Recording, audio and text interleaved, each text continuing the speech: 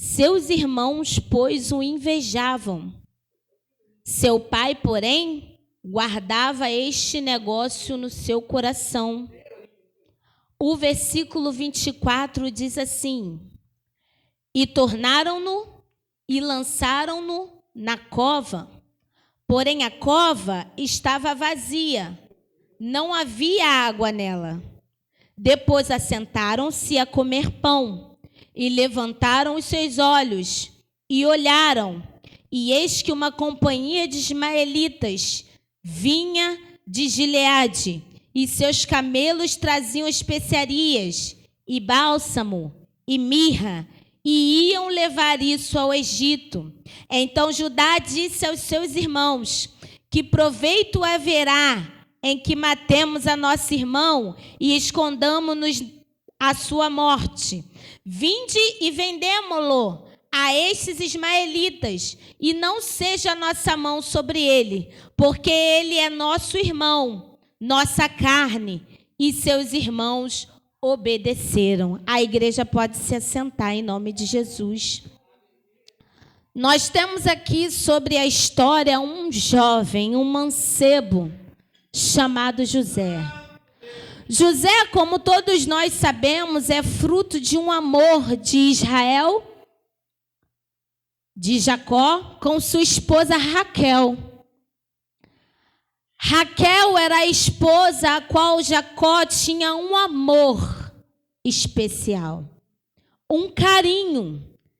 Ele a amava de todo o seu coração. Então José era o fruto não só do seu casamento, mas o fruto do seu amor. Um fruto desejado. E um milagre, irmão. Porque por um certo período de tempo, a mãe de José, Raquel, ela não gerava. Mas um dia aprove a Deus ela gerar. E quando ela gerou, nasceu dessa gestação José. José, ele vem não só para selar o amor que seu pai e sua mãe tinham, mas vem também com o propósito de Deus de ser diferente no meio da sua parentela. E José, ele vem com o peso de ser um homem a qual vai livrar o povo da fome. Então José, ele recebe o dom de sonhar. Deus, ele dá os projetos dele sobre a vida de José através de sonhos. E José, muitos dizem que por falta de sabedoria, ele dividia esse sonho com os familiares. Eu não diria que fosse, irmão, falta de sabedoria, mas eu diria que foi a permissão de Deus sobre a vida de José. Nada nasce, irmão, na nossa trajetória se não for da vontade de Deus. Não vai aparecer um inimigo no seu caminho se não for da vontade de Deus. Então José, ele alegre e feliz, compartilha o seu sonho. E o seu pai, assim que ele compartilha o seu sonho, o seu pai entende já que Deus está dando para José uma autoridade que está acima de todos que estão em sua família. E isso começa a intrigar os irmãos, porque os irmãos com os olhares carnais começam a entender que há algo de errado. Porque José, ele era o mais novo e o filho mais novo, ele não tem como liderar a família. Eu acredito que com os olhos e pensamentos carnais, os seus irmãos começaram a achar que José iria administrar tudo que o pai tinha. Ou seja, tudo que o pai tivesse e que os filhos têm, eles deveriam pedir autorização a José. Aí você imagine só, você tendo que pedir autorização ao seu irmão mais novo para você ir ao mercado. Pedir autorização ao seu irmão mais novo para você comprar uma bala. Não é uma coisa que faz sentido. Então aquilo começou a indignar os irmãos mais velhos. e começou a incomodar os irmãos mais velhos. E os irmãos mais velhos se precipitam, porque o tempo de Deus ainda nem aconteceu. E eles, com medo do que ia acontecer, achando que José se sobressaria mais do que eles decidem fazer algo contra a vida de José. Às vezes há pessoas à tua volta que dizem ser seus irmãos e por trás estão fazendo algo contra a sua vida. O segredo de você vencer, irmão, no meio de lobos, é você ter a direção do Espírito Santo. Porque Deus, Ele está a todo tempo à frente de tudo. E Ele tem a ciência de tudo. E Ele sabe de todas as coisas. Ele deixou a palavra para nós, que nos enviaria, irmão, em meio de lobos. E nós, como cristãos, estamos desatentos, achando que todos à nossa volta são usados por Deus. Irmão, não vamos ser inocentes dessa forma. Irmão, Jesus, ele tinha os discípulos à sua volta. E o que aconteceu com Pedro? Ao mesmo tempo que Pedro foi usado pelo Espírito Santo, ao mesmo tempo que Pedro foi usado pelo Espírito Santo, Jesus o repreende. E como conosco vai ser diferente? Tem momentos na nossa vida, irmão, que nós estamos como José. Estamos confiando demais. Estamos confiando em uma família que pode ser aquela que está sendo usada para te matar. Matar, irmão, não a vida carnal, mas a espiritual. E acredite, você morrer espiritualmente, irmão, é pior do que você morrer carnal. O físico, irmão, sofre, mas o teu espírito e a tua alma vai estar descansando. Agora, quando você vive nessa terra com o seu espiritual morto, muitas coisas acontecem. Muitas pessoas vivem perturbadas, outras sofrem de depressão. Irmão, outras estão sendo atemorizadas com esse Covid, porque estão com o espiritual morto. Estão com os ouvidos espirituais tapados. Estão deixando o Espírito Santo longe. Em um momento a qual nós devemos deixar o Espírito Santo próximo a nós, porque é a nossa arma mais forte no momento. Irmão, eu vou te falar, o início dessa enfermidade, quando eu assistia a televisão, o meu ouvido se incomodava. Falava, meu Deus, não tem uma outra notícia? Eu sentia falta, irmão, de ouvir um atropelamento, uma bala perdida. Eu só ouvia essas coisas. E eu falava, meu Deus, não é possível que isso esteja acontecendo.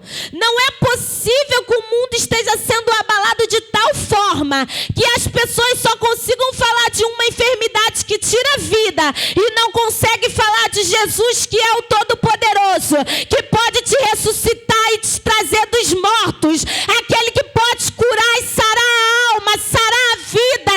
Não consegue mais falar de Deus, o Todo-Poderoso, aquele que criou o céu e a terra, aquele que criou a sabedoria que os médicos têm hoje em dia para te tratar, aquele que deu permissão a ti de viver, aquele que tem dado a você a provisão, não tem deixado o pão de cada dia faltar. Ao invés disso, a igreja toma uma decisão, a decisão de fechar as portas e deixar as almas sedentas da palavra, sedentas de um alicerce. E foi onde tudo se perdeu, irmão. Foi onde tudo se perdeu. E com José não foi diferente, irmão. José, ele confiava tanto em seus irmãos que ele estava com os olhos carnais. E a igreja nos tempos de hoje tem vivido vidas carnais ao invés de espirituais. E tem caído em covas, irmão. Covas como jogaram José, cova vazia. A cova está vazia, irmão, e José, ele é jogado lá. A cova vazia, ela não tem nada, irmão. E os crentes, eles têm se tornado esse nada. E hoje você conversa com um crente e ele consegue falar 15 vezes da enfermidade, mas não consegue falar uma vez que ele está de pé porque Deus tem sustentado, que ele está respirando porque Deus tem sustentado. Irmão, a doença tem assolado? Tem. Ela tem desesperado? Tem. Mas, irmão, eu tenho visto a mão poderosa de Deus sobre a igreja. Eu tenho visto a mão de Deus poderosa sobre as nossas vidas, porque nós temos fôlego para adorar, fôlego para louvar. Hoje, meu irmão, eu consigo falar com você nesta noite, porque o Deus Todo-Poderoso tem preservado as nossas vidas, assim como Ele preservou a de José. Quando Ele, naquele momento, coloca a ideia no pensamento de seus irmãos, quando eles veem aquele povo passando, e ali na mente deles passa a ideia de vender José. Irmão, aquilo ali era a mão de Deus sobre a vida de José. Deus mostrando para José que o algo que ele tinha sobre a vida dele ainda tinha que se concretizar. Irmão, a vida de José poderia ter acabado ali. Poderia ter acabado ali. Mas a vida de José é como a vida do crente. Quando ela está no controle de Deus e quando o crente está debaixo da obediência, Deus, ele vai te dando escape. Ele usa pessoas para te dar escape. Ele usa situações para te dar escape. Ele te dá livramentos que você não consegue ver. Ele cuida da tua saúde, ele cuida da tua vida. Ele te mantém de pé, ele te mantém forte. Quantas pessoas já me perguntaram: Lúcia, como é que você consegue? Ah, querido, eu só tenho uma coisa a declarar. Eu tenho um Deus que é por mim. Eu tenho um Deus que peleja por mim. E eu tenho um Deus que enviou para mim o Espírito Santo. O Espírito Santo que no momento em que eu estou triste, ele me consola. O Espírito Santo que no momento que eu me acho cabisbaixo, ele vem com uma palavra de ânimo e me levanta. Ah, eu tenho um Deus que é tão poderoso que ele cuida de mim em todos os detalhes. Irmão, José, quando foi jogado naquela cova, você não acha que ele se sentiu triste? Que ele se sentiu abandonado? José se sentiu sozinho. Mas José continuou confiante em Deus. José, ele continuou confiando em Deus. O que nós crentes estamos pecando muito hoje em dia é parar de confiar em Deus e começar a lutar com as nossas próprias mãos. Irmão, quantas pessoas em desespero foram para os hospitais em busca de socorro? E chegou lá, pastor, era só uma ansiedade, e a ansiedade causou os sintomas. Mas quando saiu de lá, saiu adoecido. Porque foi ao médico errado. Porque foi ao hospital errado. Irmão, o primeiro lugar que nós temos que vir é na casa do Senhor. Porque o crente, quando ele vive debaixo da obediência, ele não faz nada antes que Deus mande ele fazer. Ele não toma nenhuma decisão antes que Deus o ajude a tomá-la. Irmão, a precipitação das pessoas que fazem errar. Irmão, uma coisa é eu orar, outra coisa é Deus responder. Há um tempo para todas as coisas. Teve o tempo de orar, agora é tempo de esperar Deus falar.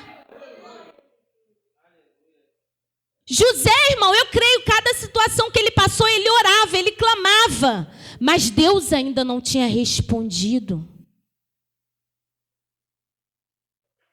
E José aguarda dentro da cova.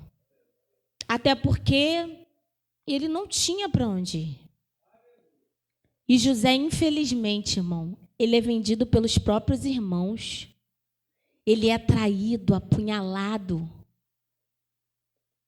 E ele vai embora triste, desorientado.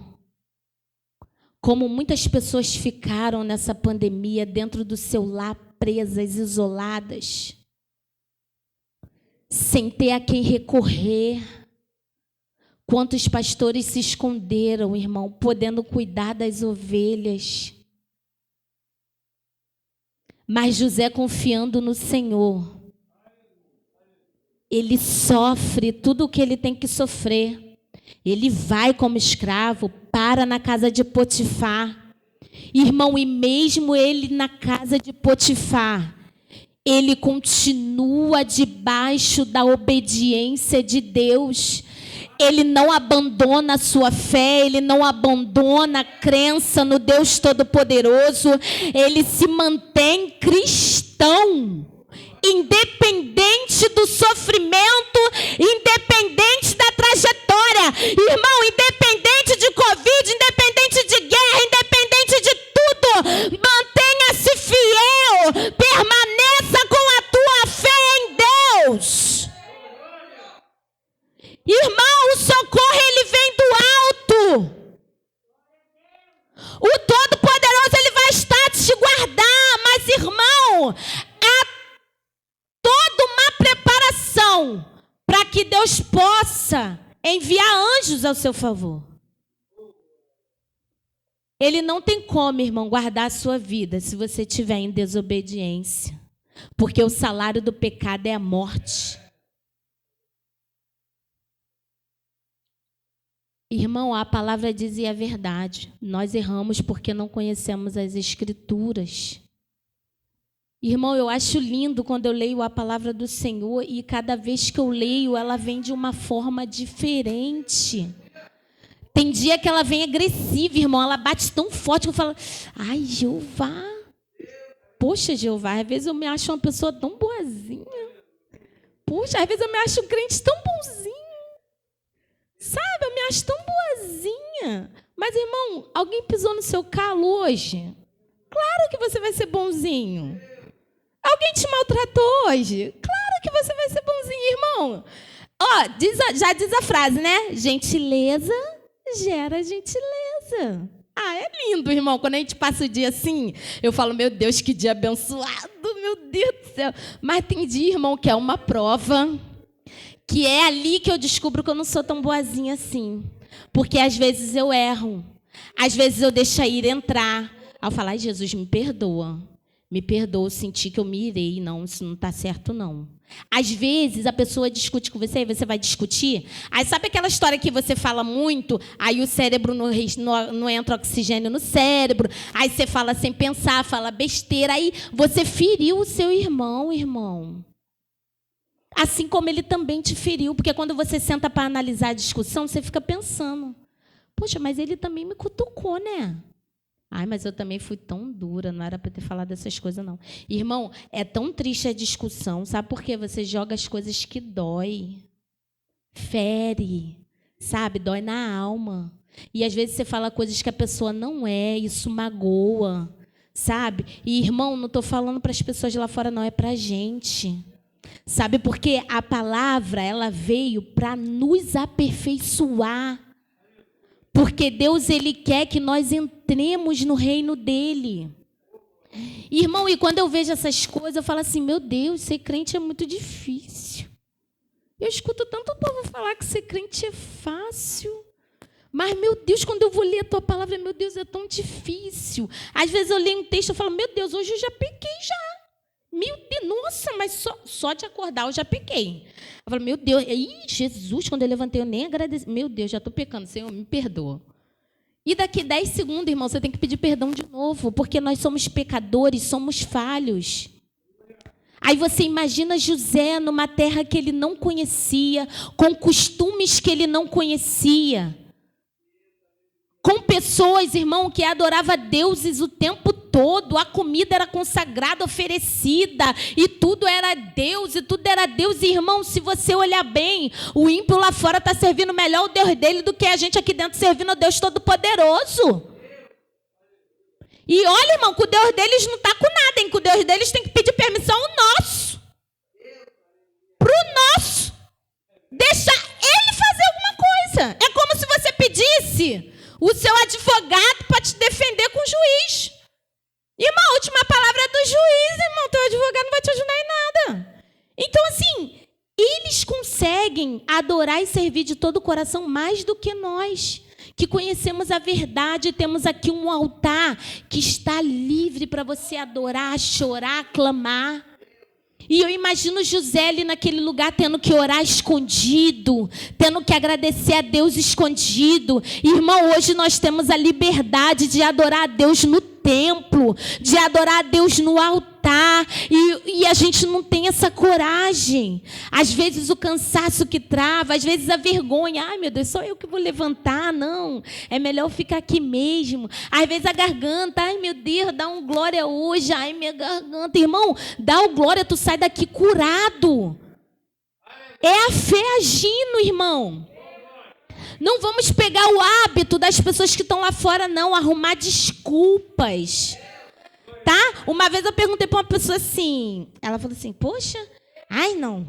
Eu não sou mais da igreja por causa de fulano. Não sou mais da igreja por causa desse cano. Não sou mais da igreja. Tá bom, irmão. O senhor já falou da igreja toda. Tudo bem, amém. O senhor está achando que está todo mundo errado, amém. Mas perante Deus o senhor vai falar o quê? Porque Deus, ele conhece o seu coração. Eu não conheço, não. O senhor pode dar a desculpa que o senhor quiser. Mas Deus, ele conhece o teu coração.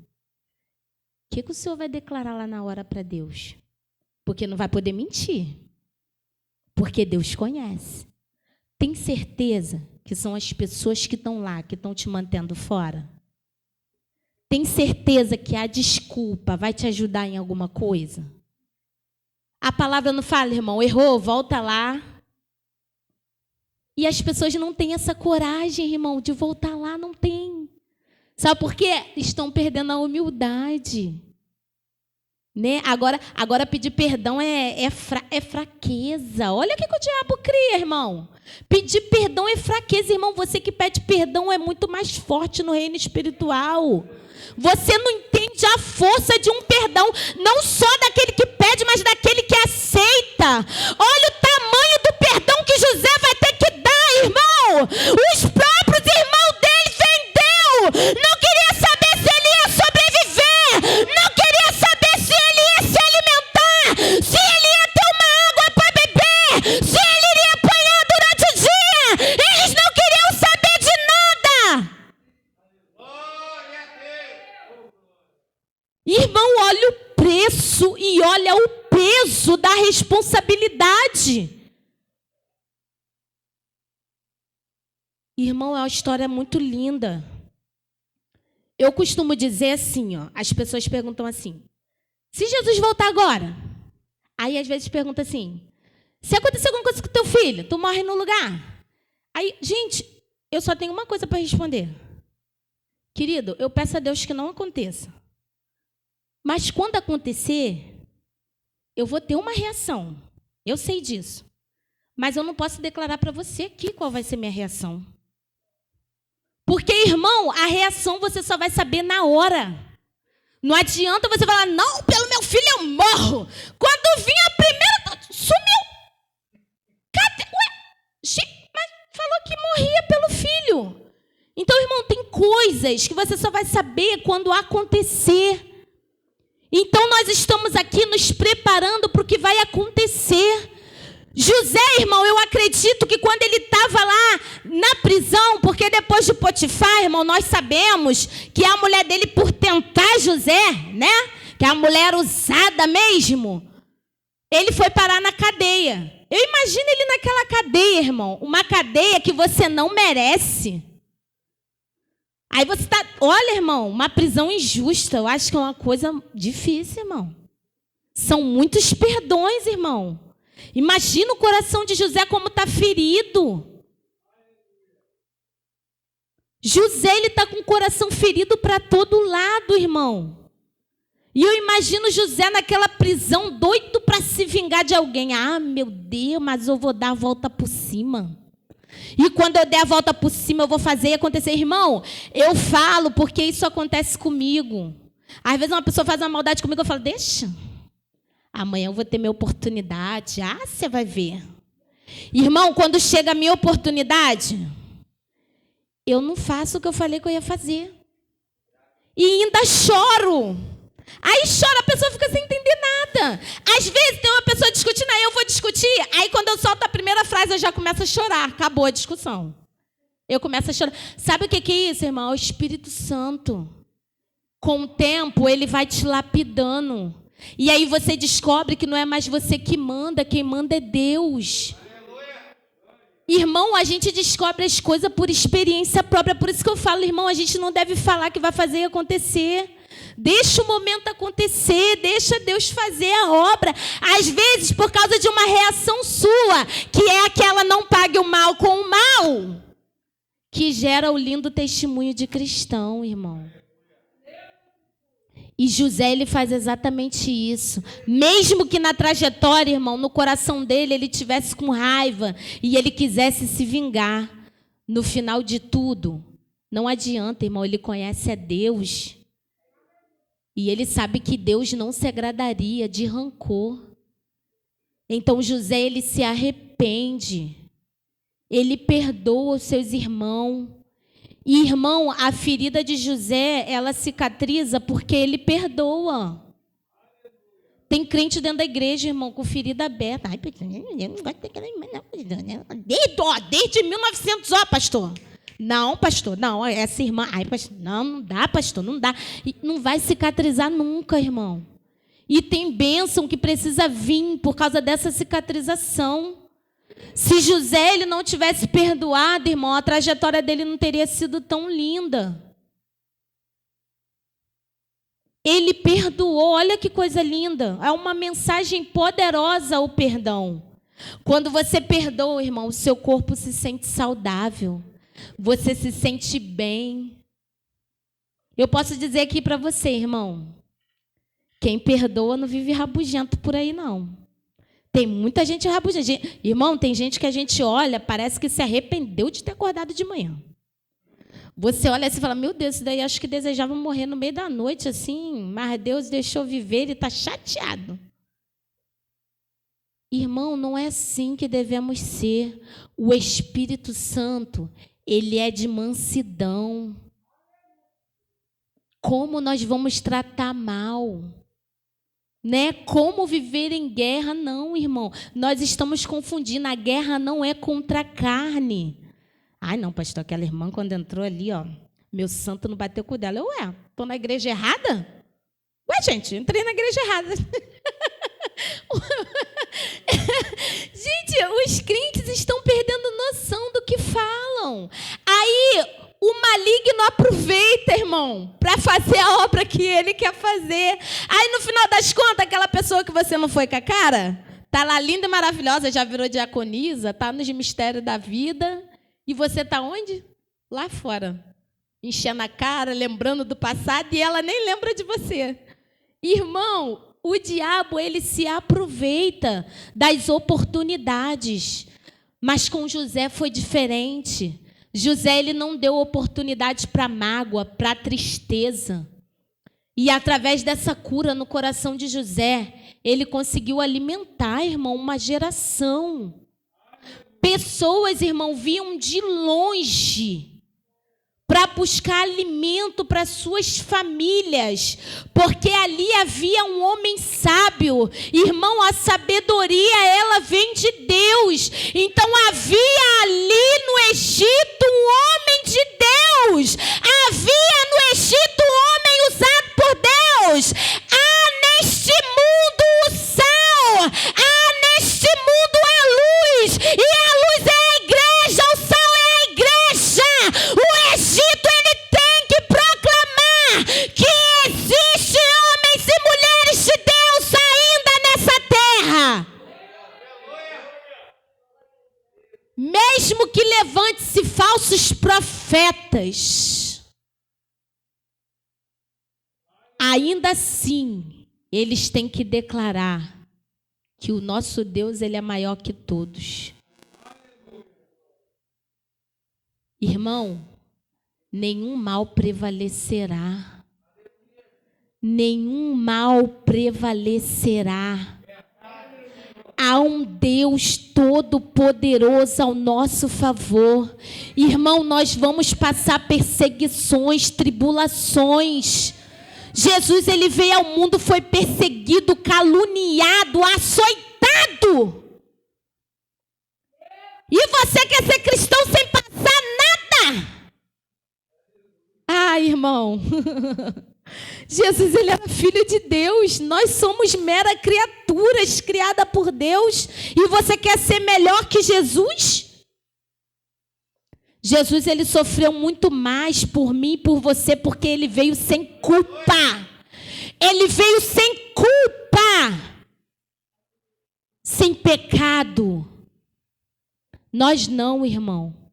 Nós somos pecadores a todo tempo.